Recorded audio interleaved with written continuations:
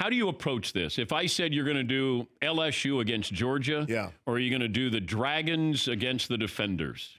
What's different? Oh, not which one I'd prefer. No. Okay. It's entirely different. I think there's less focus, Dan, on the actual players themselves and more on how different the game and the broadcast will be. Right? Explain. So there's going to be a lot of voices. There's going to be a lot. So we have four, you just mentioned, four voices on television. And there will be, 5 or 6 other voices constantly throughout the broadcast. So 2 players on each team will be mic'd the entire game. And that's pretty standard fare. We see that all the time. But the offensive coordinator, the play caller, head coach or OC, he will be mic'd and available for us at all times. So in the NFL, right, the coordinator talks to the quarterback's helmet. That cuts off at 15 seconds on the play clock. It will not cut off in the XFL, okay? And it will be available to our audience at all times. Now the producer and director will decide when it comes in. In addition, that play caller will speak to all skill position players. So what that does is it almost eliminates huddles altogether. You could run a long pattern, incomplete pass, coming back, get the next play, and bam, and go. So we'll hear a lot of terminology. And again, that pot will be open at all times. It'll be up to the director to decide how much it airs. But we would be capable of taking that the entire game.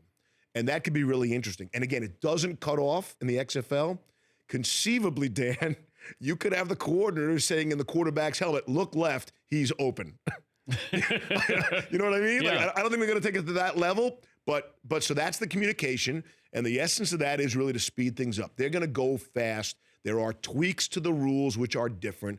25-second play clock instead of 40, for example. But this is about the technology. This is about doing a football game differently, experimentation. Yes. That's what I mean by it's more about that, I think, than the players to begin. Look, the players got to be good. Quarterback's got to be able to hit the open receiver. Receiver's got to be able to make the catch. There's got to be good fundamental football. And listen, you've heard of all the head coaches. You've heard of all the coordinators. And you've heard about, maybe 20, 30% of the players. Of this first game, I've gone through the notes. About 80% of the guys have had at least a cup of coffee in the NFL. Okay. All training camp, all practice squad. So they just, are on the bubble and missed the cut, whatever. And here's an opportunity. This is a great way to extend their dream, either get back to the NFL or put some good tape out there with good coaching and get into the NFL. The goal is to be the developmental league with the NFL? They haven't said that, but I believe the NFL is in favor. This is a win for everyone who loves football, and that's the slogan for the XFL, for the love of football. But if you're the NFL, how could you not love this? There will be tons of NFL scouts at all of these games. There's no question. They went to the training camps. There will be, like I said, a lot of NFL players who were on the bubble and missed the cut. So, and it's the perfect window, right, Dan? It's the week after the Super Bowl, runs through the NFL draft. The exact window when there is no football, other than on the conversation. Are you embracing gambling? Yes, I think that will be up to the individual, but the league has said they would like it. We are going to have the point spread and the over-under on the scorebug constantly. Now, what do you mean it's up to the individual?